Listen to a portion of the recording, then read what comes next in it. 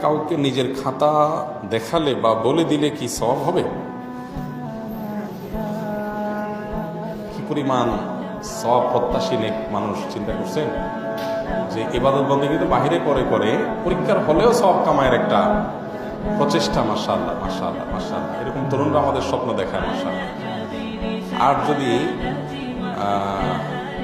অন্য সবের খোঁজ খবর নাই, নামাজ কালামের খোঁজ খবর নাই, শুধু পরীক্ষার খাতা দেখায় সব নেওয়ার চিন্তা করেন, তাহলে তো বলতে হবে যে এটা উদ্দেশ্যমূলক সওয়াব আহরণ করার চেষ্টা।